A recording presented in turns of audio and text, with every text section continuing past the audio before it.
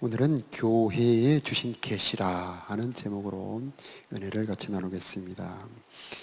계시라는 말은 사전에 보면은 벗겨서 드러내 보여준다, 그런 뜻입니다. 사람의 지혜로는 알 수 없는 것을 하나님이 알려주신다는 뜻입니다. 요한계시록의 계시 내용은 장차 일어날 일입니다. 앞으로 어떤 일이 일어날 것인가 라고 하는 것을 알려주는 말씀입니다. 미래를 예측한다는 것은 참 중요한 일입니다. 그래서 기업이나 여러 사람들이 미래를 예측하려고 노력을 많이 합니다. 그런데 그 모든 예측보다 하나님이 우리들에게 알려주시는 미래가 훨씬 더 중요한 것은 그것을 알 때에 우리는 복을 받을 수 있기 때문입니다. 이 성경의 계시라고 하는 것은 인간의 지혜나 지식으로 알 수 없는 것을 하나님의 은혜와 능력으로 알려주시는 겁니다. 그래서 이 계시를 받을 때는 우리의 믿음이 화합되어야 됩니다. 우리 믿음이 결합이 되어야 됩니다. 그냥 흘려들어보지 말고, 그냥 그러려니 하지 말고 이 계시가 소중한 줄을 알고 받을 때에 우리들에게 은혜가 되고 복이 된다 하는 말씀입니다. 누구에게 이 계시를 주느냐 보면 종들에게, 천사를 그 종 요한에게 보내었다. 또 요한을 통해서 그 종들에게 알게 하시려고, 보이시려고 계시를 보여주셨다. 이 종들이라고 하는 것은 잘 아시겠지만 말을 순종하는 사람입니다. 누가 그 말을 듣고 싶으냐면 사랑하여 자원하여 종이 된 사람들에게 하나님께서 가장 귀중하고 보배로운 말씀을 열어주신다는 겁니다. 저 여러분도 주님께 사랑으로 순종하기를 바랍니다. 이 요한이라고 하는 사람은 9절에 보면은 나 요한은 너희 형제요 예수의 환난과 나라와 참음에 동참하는 자라. 하나님의 말씀과 예수를 증언하였음으로 말미암아 반모라는 섬에 갇혀 있는데 주의 날에 내가 성령에 감동되어 내 뒤에서 나는 나팔 소리 같은 큰 음성을 들었다. 이 요한이 계시를 받은 이유는, 요한은 제자들 중에 가장 예수님을 사랑했던 종이라고 합니다. 또한 이 요한은 그 당시에 네로 황제를 이어 도미티안 황제가 로마의 황제가 되어서 네로보다 더 거세게 교회를 핍박하던 시대였습니다. 예수님의 12제자는 다 순교를 했고 요한만 남았습니다. 요한은 90세가 되어서 페트모스 반모라고 하는 섬에 유배가 있습니다. 거기에 동굴에 갇혀 있었다고 그러죠. 저기 그림이 나옵니다. 동굴에 갇혀 있는 가장 고통스럽고 절망적인 핍박받는 상황에서 하나님이 그때 계시를 열어주셨다는 겁니다. 이 요한계시록 계시가 얼마나 위대하고 얼마나 보배롭냐면, 이 요한계시록의 편지를 받은 교회가 결국 313년, 그러니까 이 계시를 받은 지 200년이 좀 넘은 시점에 그렇게 핍박하던 로마를 통째로 기독교 나라로 바꿔버립니다. 정말 이 놀라운 역사가 일어났는데, 이런 역사가 일어난 그 원동력이 어디에 있었냐면 바로 요한계시록이 있었다는 겁니다. 이 계시를 받은 사람들은 엄청난 핍박을 이겨내는 힘이 나왔습니다. 절망을 이겨내는 소망이 나왔습니다. 유혹을 이겨내는 정결함이 나왔습니다. 그런 힘이 바로 사도 요한에게 임했다는 것은 가장 사랑했던 사람이었기 때문이었다는 것입니다. 주의 날에 성령의 감동을 받았다. 우리가 잘 아는 것처럼 주의 날은 주님께 예배하고 경배하는 날입니다. 이 예배하고 경배하는 하나님의 선물이 뭐냐면 성령의 감동입니다. 모든 좋은 일은 성령의 감동으로부터 시작하는 겁니다. 다윗의 일생에 그 좋은 축복의 인생이 됐었던 것도 시작은 성령의 감동이었습니다. 사무엘이 기름 부으니까 울컥하고 성령의 감동을 받고 그 감동을 따라가니까 다윗의 일생이 되었던 것입니다. 이 요한도 이 요한계시록이라고 하는 이 보배로운 성경을 쓸 수 있었던 것도 성령의 감동으로부터 시작한 겁니다. 여러분, 예배 때 성령 감동 너무 소중한 것이니 잘 간직하시길 바라요. 이것을 잘 간직하고 따라갈 때에 우리 인생에도 다윗 같은, 요한 같은 일이 벌어지는 겁니다. 이 성령 감동을 무시하고 흘려버렸을 때는 주님도 점점 감동이 약해집니다. 그러나 성령의 감동을 따라가고 소중히 간직할 때 하나님은 그 감동에 주신 감동대로 현실이 되게 만들어 주시는 겁니다. 그러므로 우리는 성령의 감동을 소중하게 여기는 사람이 되어야 하겠습니다.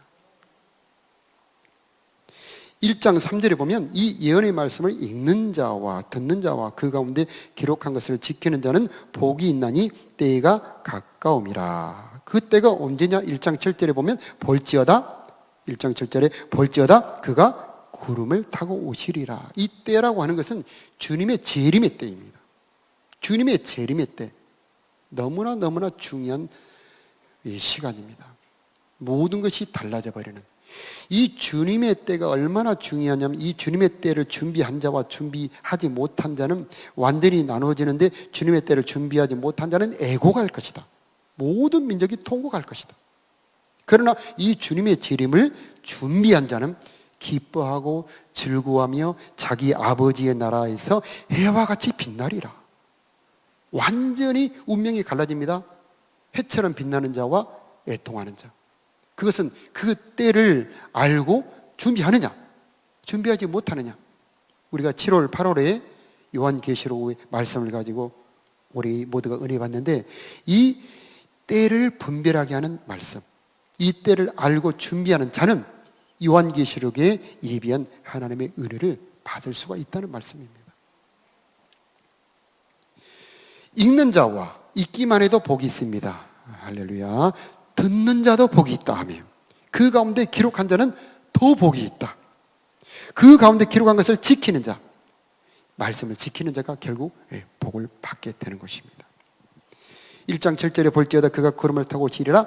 각 사람의 눈이 그를 보겠고 그를 찌른 자들도 볼 것이요. 모든 민족이 애곡하리니 그러하리라. 이 애곡한다, 준비하지 못한 자들이죠. 그러나 저와 여러분은 이 말씀을 듣고 준비하여 하나님의 기쁨, 은혜에 참여하는 자들이 되기를 축복합니다. 1장 9절에 보면 나라와 환난과 나라와 참음에 동참했다. 우리에게 어려움이 올 때에 그 어려움이 꼭 우리들에게 손해만은 아닙니다. 오히려 하나님은 어려울 때에 은혜를 준비하고 있습니다. 지금 믿음 지키기 어려울 때죠. 그러나 이때에 은혜를 구하고 손을 들고 하나님께 간구한다면 남들은 받지 못하는 풍성한 은혜를 받게 될 것입니다. 요한이 그런 사람입니다. 하나님은 언제나 그렇습니다. 어려울 때 눈물 골짜기가 샘터가 됩니다. 악올 골짜기가 절망의 땅이 소망이 됩니다. 요한의 절망은 요한계시록을 열게 됩니다. 다윗이 광야로 도망 다녔을 때 그때 시편 23편과 시편의 보배로 든 말씀들이 열어집니다. 지금 믿음 지키기 어려울 때가 여러분에게는, 저와 여러분에게 은혜의 때가 되기를 축복합니다. 환난과 나라와 참음에 동참하는 자, 그때 진심이 드러나고 내 믿음이 연단받고 하나님의 준비한 은혜가 열어질 줄로 믿습니다. 13절에 보면 촛대 사이에 인자 같은 이가 발에 끌리는 옷을 입고 가슴에 금띠를 띠고, 전혀 다른, 사람은 사람인데 인자 같은 이, 사람 같은데 지금 우리와 다른 사람입니다. 자, 발에 끌리는 하얀 세마포 빛나는 옷을 입고 있고 가슴에 금띠를 띠고 있다. 이것은 제사장 되시며 왕 되신 우리 예수님의 모습입니다. 그 머리와 털어희가 흰 양털 같고 눈 같으며, 하얗단 말이죠. 이것은 지혜의 말씀, 지혜로운 분이라는 뜻이고, 그 눈이 불꽃 같다. 이 짐승 중에서 밤에 볼 수 있는 짐승이 몇 있는데, 올빼미 같은 경우는 밤에 불이 있습니다. 불이 써져 있습니다. 밤에도 볼 수 있는 눈, 모든 것을 뚫어보는 눈, 바로 이게 예수님입니다.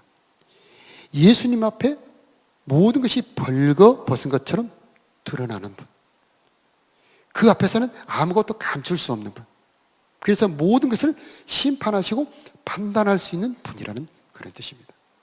15절에 보면 그의 발은 풀무에 단련한 빛난 주석 같고, 이것은 원수를 발 아래 밟는 능력의 발,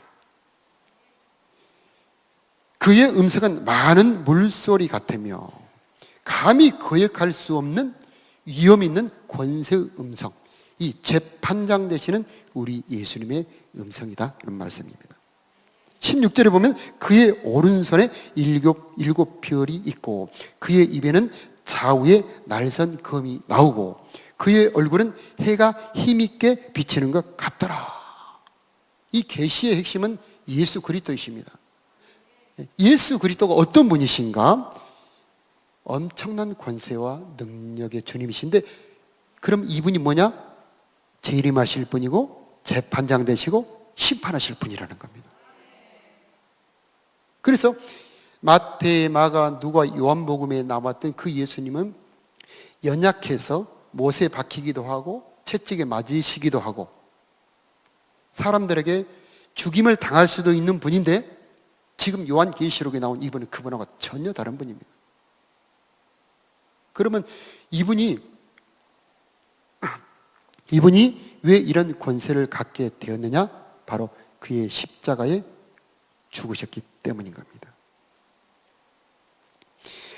5절하고 6절에 보면은 우리를 사랑하사 그의 피로 우리 죄에서 우리를 해방하시고, 6절에 그의 아버지 하나님을 위하여 우리를 나라와 제사장으로 삼으신 그에게 영광과 능력이 세세토록 있을지어다. 아멘.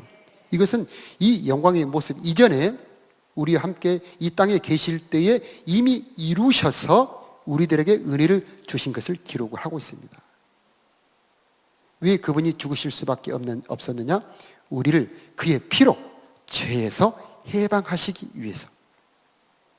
왜 그분은 재판을 받으셔서 죄인의 칭호를 얻을 수밖에 없었느냐? 우리를 나라와 제사장 삼으셔서 하나님의 후사가 되고 그리스도의 신부가 되게 하시기 위해서 그분이 그런 고통을 당하셨다는 겁니다. 이 은혜를 받은 존재가 교회입니다. 교회. 우리 모두가 이 은혜를 받아서 하나님 앞에 왔을 때 우리가 교회가 되는 것입니다. 어떤 때는 내 인생이 이 별 볼 일 없고 가치 없게 느껴질 때가 있습니다.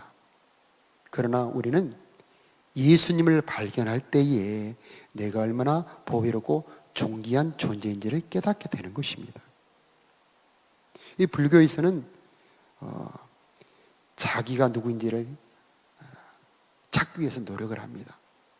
그래서 면벽도 하고 수도도 하는데 아무리 찾아도 나를 발견할 수가 없습니다. 그런데 내가 누구인지 알고 내가 얼마나 보배로운 존재인지를 깨달으려면 예수를 발견하고 예수를 알아야 내가 얼마나 존귀한 존재인지를 알게 된다는 겁니다.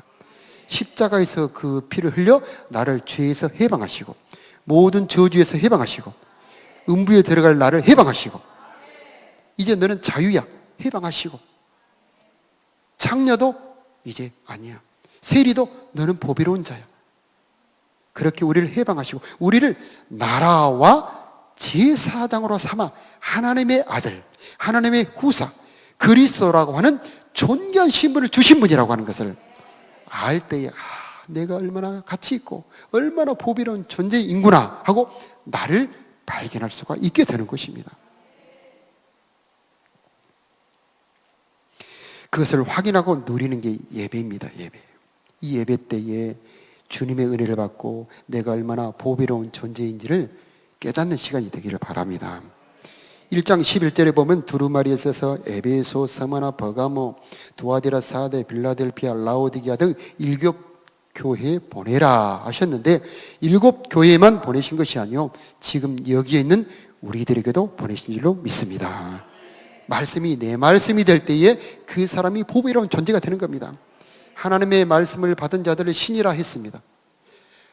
보통 평범한 사람이, 가치 없는 사람이 말씀을 받은 순간에 그 말씀이 우리를 존귀하게 하는 겁니다. 하나님의 말씀을 받음으로 그 사람은 전혀 새로운 사람이 되는 겁니다. 하나님의 관심은 언제나 교회에 있습니다. 이 촛대 그림을 한번 보여주시고, 이 촛대는 교회를 말하는 것이고 또 우리를 말하는 것입니다. 이 촛대가 할 일은 그 위에 초를 꼽힐 때 촛대가 비로소 가치가 있는 겁니다. 저 위에 초가 얹어져 있는 게 보이시죠? 그런데 저 촛대에 초가 없어지고 초에 불이 꺼지면 그 촛대는 가치가 없는 겁니다. 그래서 사람이 등불을 켜서 말 아래 요 밑에 두지 않냐고 등불이 켜지면 등경 위에 오르나니 우리의 운명은 하나님의 손에 있습니다. 내가 불이 켜져 있으면 주님이 올리시는 겁니다. 요셉이 하나님의 사랑이 불이 켜져 있고 하나님의 경륜 섭리를 아니까 요셉을 높여버리는 겁니다. 다윗도 마찬가지입니다. 하나님의 마음이 합하니까 하나님은 다윗을 높이는 것입니다. 그러나 사울은 그 불이 꺼지니까 왕이어도 밑으로 내리는 겁니다. 교회가 할 일은 빛 대신 예수님, 진리 대신 예수님, 생명 대신 예수님의 빛을 비추는 것입니다. 내가 할 일도 마찬가지입니다. 하나님이 언제 나를 높여주실까요? 언제 나를 귀하게 여겨주시고 귀하게 사용해 주실까요? 내게 빛이 나타날 때, 내 안에 하나님의 사랑의 불이 켜져 있을 때 주님은 나를 높이시는 겁니다. 그런데 우리 예수님은 촛대 사이에 왕래하시는 분이시다. 이 교회에도 주님이 왕래하고 있음을 믿는 저 여러분 됩시다. 말씀을 통해 말씀하셨습니다. 지금 이곳에 주님이 계심을 말씀을 통해서 확인하고 느끼고 그분의 은혜 받기를 축복합니다. 내 믿음이 약해질 때는 그분이 희미합니다. 그러나 내가 성령의 충만이 있을 때, 내가 점점 정결해질 때 그분의 임재, 그분이 함께 있는 것이 점점 강해지는 겁니다. 분명히 그분은 약속하셨습니다. 촛대 사이에 왕래한다. 18절에 보면 곧 살아있는 자라 내가 전에 죽었었노라. 볼지어다 이제 세세토록 살아있어 사망과 음부의 열쇠를 가졌노니. 열쇠가 예수님의 손에 있다는 것을 모르기 때문에 방황하는 겁니다. 생사화복의 열쇠가 예수님한테 있고 영원한 영혼의 운명이 예수님 안에 있다는 겁니다. 그분이 열쇠를 가지고 있다는 겁니다. 사망과 음부의 열쇠, 모든 사람을 높이기도 하고 낮추기도 하고 살리기도 하고 죽이기도 하고 그 다음에 그들을 음부에 넣기도 하고 그들을 음부에서 꺼내기도 하는 능력의 주님이 바로 예수님이라고 하는 겁니다. 아, 내 인생, 내 영혼의 열쇠가 예수님 안에 있구나. 이것을 알 때에 우리는 방황하지 않고 그분 손에 있는 것을 잡으려고 바로 달려갈 수가 있는 것입니다. 19절에 보면 그러므로 내가 본 것과 지금 있는 일과 장차 될 일을 기록하라. 장차 될 일만 기록이 되어 있다면 참된 예언이 아닙니다. 반드시 장차 될 일과 함께 지금 있는 일을 함께 말해 주어야 그게 예언이 되는 겁니다. 지금 이대로 가면 멸망해. 그래서 지금 이대로 가면 안 돼 하고 미래를 본다면, 그 미래를 본다면 지금 내 죄를 돌이켜 회개하는 것이고, 내가 내 믿음 이대로 지키고 내 신앙 이대로 지키면 하나님의 면류관 받을 수 있어. 그러면 그대로 충성하고 가는 겁니다. 미래를 진짜 보면 지금 내가 바뀌게 되어 있는 겁니다. 미래를 잘 못 보면 바꿀 수가 없죠. 진정으로 미래를 본다면, 그 미래가 진정으로 내 마음에 들어온다면 그 증거가 내가 바뀌는 겁니다. 바울이 미래를 보았습니다. 사람들이 다 좋다고 여기는 것을 그건 배설물입니다. 그건 진짜 보화가 아닙니다 하고 던져버립니다. 바울이 진짜 미래를 보고 난 다음에 진짜 보아는 그리스도와 함께 고난받는 겁니다 하면서 그걸 꽉 잡는 거예요. 미래를 본 자는 지금 나를 바꾸는 거.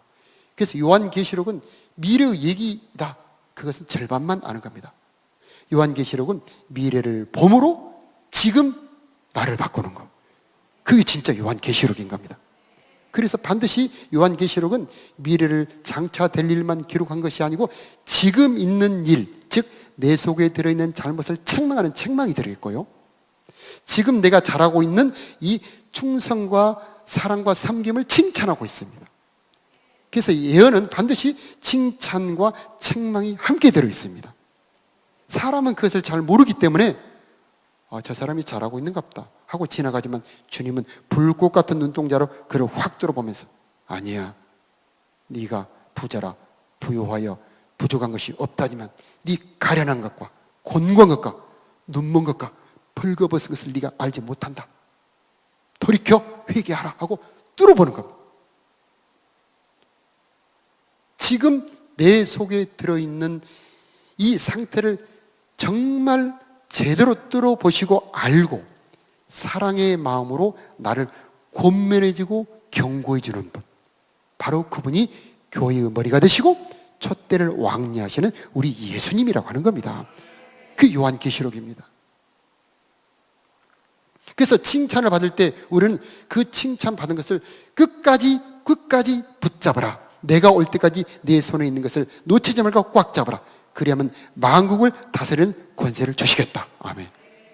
만국을 다스리는 권세는 우리가 구원받을 때 바로 받는 게 아닙니다. 주님이 주신 사명, 주님이 주신 섬김, 주님이 주신 사랑을 끝까지 놓치지 않고 붙잡는 자에게 주시는 겁니다. 주님은 말씀을 통해서 우리를 책망하십니다. 사랑하는 자를 징계하노니 내가 열심을 내라 회개하라. 그냥 그대로 가면 안 된다. 그냥 그대로 가면 안 된다. 돌이켜 회개하라. 주님은 말씀하시는 겁니다. 칭찬받는 자들은 바로 별과 같은 사람인데요, 16절에 보면 그의 오른손에 7 별을 붙잡고 있다고 말씀을 하십니다. 이사야 41장 10절에 보면 두려워하지 말라, 내가 너와 함께함이니라. 놀라지 말라, 나는 너의 하나님이 됨이라. 내가 너를 굳세게 하리라. 참으로 너를 도와주리라. 참으로 의로운 오른손으로 너를 붙들리라. 주님이 붙잡아주는 사람은 흔들리지 않습니다. 요한계시록에 나온 이 예수님은 별을 붙잡고 있는 분입니다. 이 별들이라고 하는 것은 꼭 목회자들만 말하는 것이 아닙니다. 많은 사람을 옳은 대로 돌아오게 하는 자는 별과 같이 빛나리라.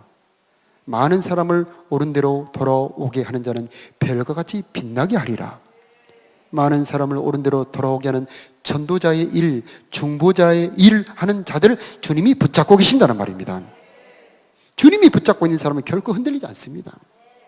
주님이 붙잡고 있는 사람은 결코 요동치 않습니다. 왜냐하면 의로운 오른팔 되신 예수님은 세상보다 크신 분이고 만물을 주관하신 분이고 어려움이라고 할지라도 바꿀 수 있는 분이고 눈물 골짜기를 샘터로 바꿀 수 있는 분입니다. 주의 지팡이와 막대기로 우리를 보호할 수 있는 분이고 환난이 오히려 감사가 되도록 은혜가 되도록 바꾸는 분이고 이 모든 일이 너희에게 도리어 증거가 되도록 할 수 있는 분이 우리 주님이시기 때문입니다. 그분의 손에 붙잡히는 게 중요합니다. 주님은 사랑하는 자를 붙잡습니다. 네가 나를 사랑하느냐? 네가 나를 사랑하느냐? 네, 그렇습니다. 내 양을 먹이라. 베드로를 붙잡습니다. 주님은 누구를 붙잡습니까? 주님을 사랑하는 자를 붙잡습니다. 저 여러분 주님을 사랑하는 일에 힘쓰기를 바랍니다. 주님은 여러분을 붙잡아 주실 겁니다. 주님은 믿음 있는 자를 붙잡아 주십니다. 의인은 요동치 않은 결코 흔들리지 않는 반석 위에 세워진 사람 같습니다. 그러나 악인은 바람이 나는 겨와 같도다. 흔들립니다. 요동합니다. 왜일까요? 주님의 손에 붙잡히지 않았기 때문입니다. 그러면 왜 붙잡히지 않을까요? 내어드리기를 주저하기 때문입니다. 주님이 뭔가 잡을 수 있는 건 내어드리기 바랍니다. 주님이 여러분의 마음을 잡을 수 있도록 마음을 내어드리길 바랍니다. 마음을 들이시기 바랍니다. 주님은 여러분의 마음 붙잡아 주실 겁니다. 여러분의 몸도 들이시기 바랍니다. 여러분의 몸을 붙잡아 주실 겁니다. 드린 것 붙잡아 주신다고 그랬습니다. 내 것이니 주님의 것은 거룩하다고 그랬습니다.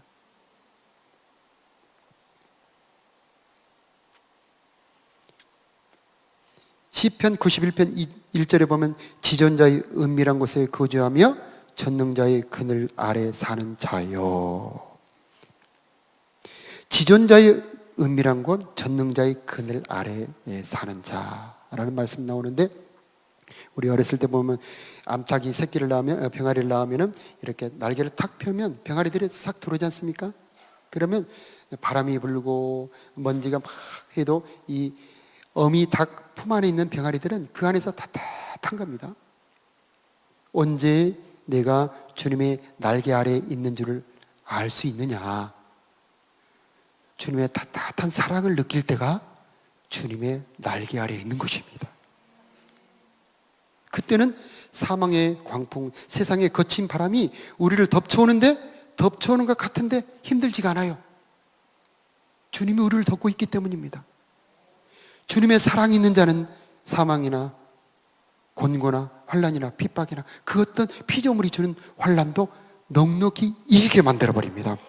왜냐하면 그리스도의 사랑이 우리를 강권하시기 때문에 그런 겁니다. 내 안에 그리스도의 사랑이 꽉 차 있다면 환난이 와도 견딜만 합니다. 이길 수가 있습니다. 그리스도의 사랑이 나를 강권하게 붙들어 주기 때문에, 그의 권능의 팔로 나를 붙들어 주기 때문에, 하나님의 능력으로 내 믿음을 보존해 주기 때문에 견딜 수가 있는 것입니다. 그런데 주님이 붙들어 주지 않는 사람은 다 있는 것 같은데 낭떠러지에 있는 사람입니다. 이번에 우리 보지 않았습니까? 예전에 충남지사였던 분도, 부산시장이었던 분도, 이번에 서울시장이었던 분도 남들이 보기에는 뭐가 부족합니까? 참 그만한 사람 되기 어렵습니다.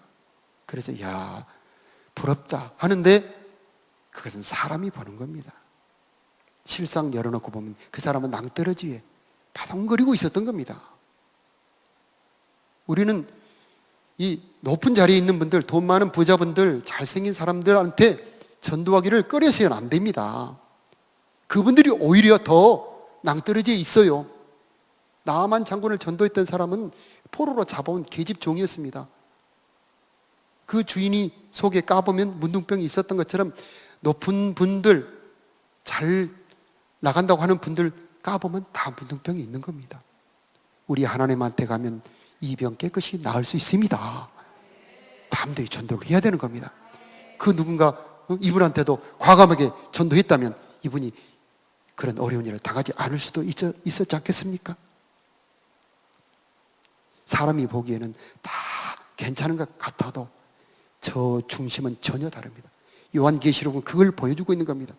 라오디게아 교회한테 내가 부자라, 부요하여 부족한 것이 없다나 네 가련한 것과 곤고한 것과 눈먼 것과 벌거벗은 것을 모르고 있다. 요한계시록은 어떻게 보면 잔인할 정도로 그 속을 확 뒤집어서 보여줍니다. 그러면서 회개하라, 회개하라, 돌이켜라. 그래서 요한계시록이 보배로운 책이고 아픈데 감사한 겁니다. 그것이 찔리는데 나한테 생명이 되고 시원한 겁니다. 우리 종기 들어있을 때, 고름이 들어있을 때 막 째면 얼마나 아픕니까? 근데 가위로 탁 째고 팍 누르면 엄청난 통증과 함께 근이 팍 나오면 시원하게 그 다음에 아물어가지 않습니까?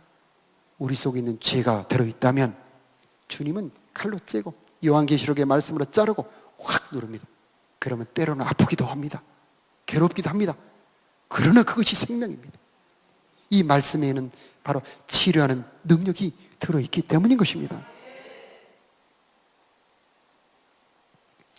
지존자의 은밀한 곳에 거주하며 전능자의 그늘 아래에 사는 자여, 나는 여호와를 향하여 말하기를 그는 나의 피난처요 나의 요새요 내가 의리하는 하나님이라 하리니 이는 그가 너를 새 사냥꾼의 올무에서와 심한 전염병에서 건지실 것임이로다. 지존자의 은밀한 곳에 거주하는 자, 바로 이 사람은 모든 것을 다 버리고 주님 안으로 들어가는 자입니다. 요한계시록의 모든 말씀을 들을 때에 나의 모든 껍데기를 벗어버리고 주님 안으로 들어가기를 원합니다 하면서 말씀 안에 들어가는 저와 여러분이 되기를 바랍니다. 우리 다 같이 찬양하겠습니다.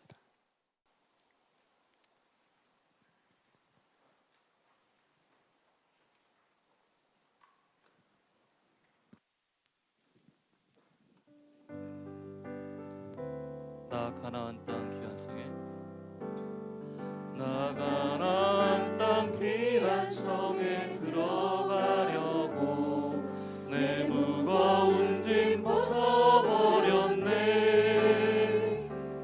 제중에 다시 방황할 일 전혀 없으니 저 생명신의 다시 1절로 나 가나안 땅 귀한 성에, 나 가나안 땅 귀한 성에 들어가려고 내 무거운 짐 벗어버렸네. 제중에 다시 방황할 일 전혀 없으니 저 생명신의 가에 살겠네. 길이 살겠네. 나 길이 살겠네. 저 생명신의 가에 살겠네. 길이 살겠네. 나 길이 살겠네. 저 생명신의 가에 살겠네. 그 불과 구름 기둥으로 인도하시니 나 가는 길이 형통하겠네. 그 요단강을 내가 지금 건넌 후에는 저 생명신의 가에 살겠네. 길이 살겠네. 나 길이 살겠네. 저 생명신의 가에 살겠네. 길이 살겠네. 나 길이 살겠네. 저 생명신의 가에 살겠네. 내 주린 영혼 만나로서 먹여주시니 그 양식 내게 생명 되겠네. 이후로 생명 양식 주와 함께 먹으며 저 생명신의 가에 살겠네. 길이 살겠네. 나 길이 살겠네. 저 생명신의 가에 살겠네. 길이 살겠네. 나 길이 살겠네. 저 생명신의 가에 길이 살겠네. 길이 살겠네. 나 길이 살겠네. 저 생명신의 가에 살겠네. 길이 살겠네. 나 길이 살겠네. 저 생명신의 가에 살겠네. 길이 살겠네. 나 길이 살겠네. 저 생명신의 가에 살겠네. 길이 살겠네. 나 길이 살겠네. 저 생명신의 가에 살겠네.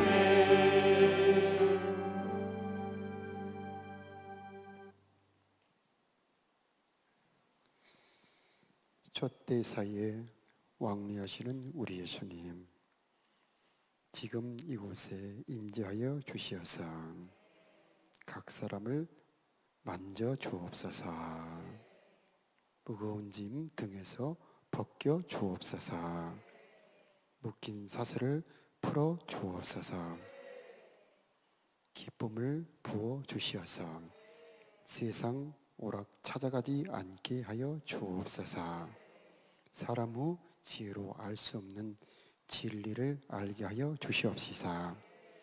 하나님, 우리를 향한 마음을 알게 하여 주옵시고 주님의 부탁 순종하여서 생명과 복을 얻는 우리가 되게 하여 주옵소서. 사랑하는 자들을 위하여 예비한 모든 것이 이 시간 이루어지기를 원합니다. 힘으로 채워 주옵시고 기쁨으로 채워 주옵시고 감사로 채워 주옵시고 은사로 채워 주옵소서. 하나님, 예수 안에 있는 즐거움으로 채워 주옵소서. 하나님 아버지, 주님이 오신다는 약속 믿어지도록 역사하여 주옵시고 어떻게 준비해야 될지를 깨닫는 우리가 되게 하여 주옵소서.